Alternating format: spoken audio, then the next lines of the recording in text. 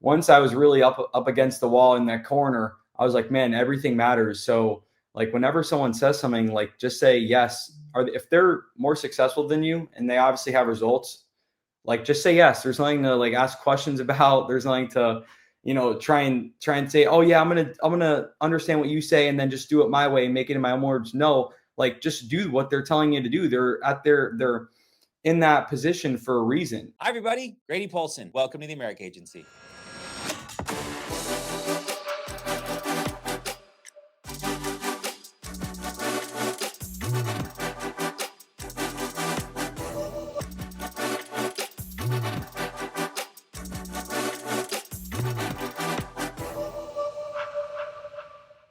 Hello, everybody. Grady Polson. Welcome to the America Agency. So excited to have Nick Pompile on with us today, coming to us live from Florida. He is a Hall of Fame producer, 340 on the year today. Gonna crush it. Gonna push through and knock it out with the next 2 months. I know he will. A multi-month 40K producer, all around great guy. But what strikes me is Nick's humility, his calm candor at which he approaches this business, and his ability to convert leads into clients. That's what's the fun part about this business, is converting leads into clients, right? We don't buy sales, we buy leads, and we have to then use our knowledge and our skills to make them comfortable with us and to then go off and protect their family, which then makes money for our own.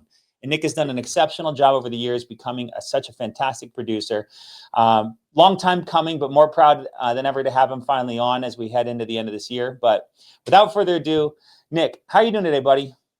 I'm doing amazing. I'm just thankful to be here, and I just can't wait to, spread about my opportunity that I have and how I get to help families and people every day. I love it, bro. We'll do us this favor. So, you got some fans in the chat. Drop some NPs in the chat below. Seems like Jamie calls you Pomp, which is a cool nickname. Riyadh's calling. Pomp is that's a cool nickname, man. So, but give us some backstory for those that don't know you or get to work with you each and every day. We've all got unique backgrounds. We all have traumas or stresses or lucky situations that we've gone through, then to put us on the doorstep of opportunity, and then making that decision to step through the door and take action on it, or to let the door stay closed and go a different direction and never choosing to move forward. That's most people. Most people never step through the door. You're not only a door stepper through, you're a door kicker downer and go and run and through, and now you're bringing people with you. So, yeah, but give us some backstory, Nick. Tell us, where you are, where you come from, how you found insurance, the whole story. Yeah, so I'm 23 years old. I live here in Boca Raton, Florida. I played college baseball up in Illinois for a couple years, came back, was going to go to college, do some sports management because I love sports. And then that didn't work out because my credits never transferred. It was a whole story. But yeah, I came back, ended up dropping out of college, just got a regular job, and then got my insurance license with my dad. He does insurance at another company. Started there for about a couple months. Wait, And hi, Dad. was grinding. Let's please say hi to your dad real quick. We don't need to talk anymore. What's up, Dad? He does insurance at another company, and maybe you and your dad and I could have a conversation about opportunities and how he maybe could support his son in kicking down doors, or we could open another door for your dad and show him what it's like over here, or just your dad's doing your vision and you're cheering him on. You know what a son's job though is? A son's job is to become more successful than his father. And that's the proudest thing you could do for him, is to continue to run up the leaderboard, lead by example, and keep crushing. I apologize for jumping in there, but we're chatting earlier about your dad, which is so freaking cool that he sells insurance at another company and you're over here rocking out Hall of Fame numbers. And it's just interesting. It's interesting the way life is, but I guarantee you, he is so, so proud of you. So, but yeah. Continue on, my brother. Yeah. And yeah, I dropped out of college, got my insurance license, started working with my dad at his company, was grinding there for about 3 months. Was really just immature. I didn't really see a vision. I didn't have a goal. I was just kind of like, all right, yeah, I'll try this out. I don't have anything else better to do. So I was there for a little bit, didn't really have any results. And then I, got in contact with Marissa. She's been such a huge help. And if it wasn't for Marissa introducing me into this business and surrounding me with the right group of people, I don't know where I'd be, to be honest. So, I appreciate her every day. But yeah, we talked, and I came over here, got plugged in with the right people, and struggled here for a while. It was extremely tough in the beginning, was doing insurance at another company for 3 months, came over here, then sell a policy for like a month and a couple weeks. And then the next day when I sold that first policy, the lady wanted to cancel it. So it was just like, all right, great. That's awesome. So, kept struggling, kept grinding, kept trying to, be better, be coachable, and still wasn't having results. So there was one day where Marissa was like, hey, Nick, why don't you try and going home? So I was like, yeah, sounds good to me. And I don't have anything to lose. This, let's try something. Whatever's working now isn't working. Right. So had some appointments to go in home, came into the office to dial a little bit before I went in home to the appointments. And I ended up closing 4 policies back to back to back to back. And then I was like, all right, once I did that, I was like, I could figure this out and try and replicate what I did and, really take it to the next level here. That's great. So you just, do you know what changed? Did you start saying different words? Was it desperation? So you were pushing more? Was it clarity that you'd finally said the scripts over and over and over again that then the words just triggered? Were they just nicer clients? Like, I mean, that's, people are always looking for that, like the secret, right? We talk a lot about build your business on rules, not exceptions, right? Exceptions will happen. People will pop a big annuity. That's fine.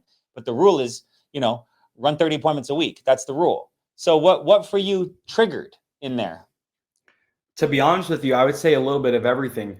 I was, being more mature, being around the different types of people, top producers, asking questions from top producers, not people that didn't sell anything. Also, spending more money on leads because I didn't have any money when I came over here. So it was pretty much a mix of everything, Grady. I just had to throw a bunch of stuff at the wall and hopefully it stuck. And once I found something that stuck, I just tried to replicate exactly what I did to a higher level, spending more money on leads, continuously, bettering my skills. And ever since then, it's just been uphill. Uphill, downhill. Uphill means like, doesn't that traditionally mean Upward trend, upward trend. There we go. Okay. I got it. Okay, so let's just, for the new agents, right? Because the people that are going to watch us, the people that are watching are going to go, well, 4 policies in a day. How many days of dialing do you think you went through before that 4 policy day? Oh, I mean, it was a month and 2 weeks. Okay. Dialing Monday to Saturday, 9 a.m. to 7, 8 p.m. every single day, coming in, dialing the same people that blocked me, star 67, anything that any way I could possibly go in and just control whatever I can control and put in the activity. That's what I was doing. So it was just really trying a bunch of things out and just trying to latch on to something that worked, to be honest. And you sold nothing in that first period of time, except for the one that then wanted to cancel the next day. Yep. What kept you going? Because I mean, we all have people that come in and they've got 2 kids and they've got a mountain of debt and they've got impending eviction and they dial for 3 hours and they go, this doesn't work. These scripts aren't good, or these leads are bad. These are the bad leads. Why'd you give me the bad leads? What kept you going for 6 weeks? Yeah, so it's pretty crazy, Grady. The day before I was going to go in home, I was just sitting in my room in my bed, just thinking like, man, what am I doing? Like I was playing baseball at a high level. Life was great, had a scholarship, decided to drop out and thought I just had everything figured out and that I would figure everything out. And it came to a point where I was like, man, I'm screwed. I have a car payment, I have insurance, phone bill, like big boy bills, obviously. And it was time to make something happen. I had to figure something out. Otherwise I was screwed. And I didn't have any degree. I had no other way out. So I really just said, screw it, spent money on leads and just tried to really lock in on, a script, lock in on what people were telling me to do and doing exactly what they told me to do, not changing up a couple words, trying to make it into my own thing. I just tried to do exactly what top people told me to do. And then I found some success. And then I just continued to ask top producers questions, continue to ask questions and better my craft, and continue to spend more money on leads. Because the more money you spend on leads, the more opportunities you have to get people on the phone, the more opportunities you have to help them and their family get coverage.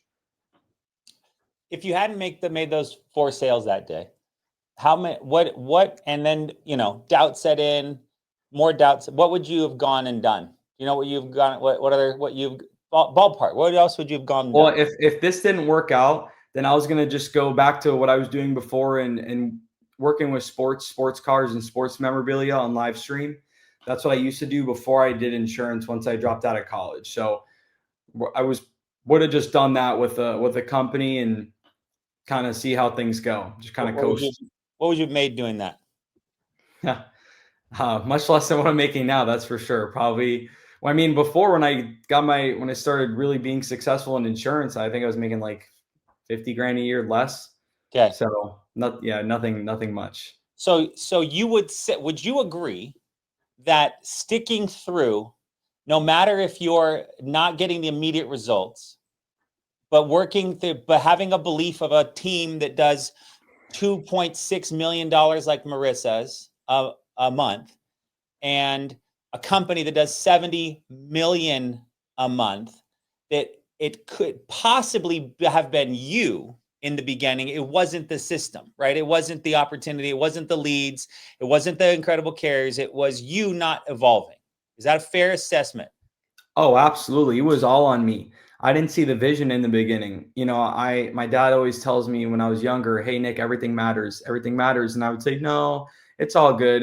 It's not that big of a deal." But once I was really up against the wall in that corner, I was like, "Man, everything matters." So, like whenever someone says something, like just say yes. If they're more successful than you and they obviously have results, like just say yes. There's nothing to like ask questions about. There's nothing to, try and say, oh yeah, I'm gonna understand what you say and then just do it my way and make it in my own words. No, like just do what they're telling you to do. They're in that position for a reason. They have some success. Why would you try and change something that already works, right? If it ain't broke, don't fix it. And I would ask this to the crowd right now: is there anyone watching, the hundreds of people that are watching, and you can drop a me in the chat or I or something to agree and just say it. But are you in a period of doubt? Are you in a period right now of worry? Are you in a period where you think this might not work? And Nick's story right now of pushing through for weeks and months of no sales to get to the point of 4 sales in a day to now lead him to being at 340,000 issue paid in 10 months, and without a doubt will issue over 400,000 this year to hit Hall of Fame. Without a doubt, we will hit Hall of Fame, get that red jacket. That do you believe, to me, that could be you, right? And it's okay. Like Nick sat there in worry, in doubt, in disbelief, thinking he's going to go back and having to live stream and whatever they make you wear in live stream land, and showing off some And skin maybe on some TikTok. onesies or some sports jerseys, some headbands, whatever. Exactly. So, you know, that's my hope, right? That people can go, the guy pushed through. He pushed through, and I can push through too. So I know you worked at the office. Tell me about like that beginning. Like, were you competitive with the guys in the office early on, or then all of a sudden you became the guy in the office, or like talk to me about your office experience early on. Yeah. So coming from sports background, playing football when I was younger, playing, college baseball, and I was extremely competitive. I'm a extreme competitor. I want to win. I want to be number one every single day. And in the beginning, it was really tough. These guys were coming in and working and brand new to the business and selling much more than I was. I was selling nothing. And we all had the same activity, really honestly had the same leads, but I was the only one that was having a very hard time and not having really any success. So once I found something that worked and invested money in leads and continued just to better my craft, I increased what I spent. And now, in the present time, I spend more than anyone in the office. I'm outselling everyone in the office. And my job now is to continue what I'm doing and teach other people how to be a top producer, as well as to never forget where I once started. Like I always put myself in someone else's shoes because I was like, I know that when I started, I had nothing and I was going through a really tough time. And I always, it's all on me at the end of the day. If I don't make someone successful, then I feel like I didn't do a good enough job. And I want to be the one responsible, and I want to be the control, whatever I can control to help people be successful and to allow me to continue to be successful. I love it.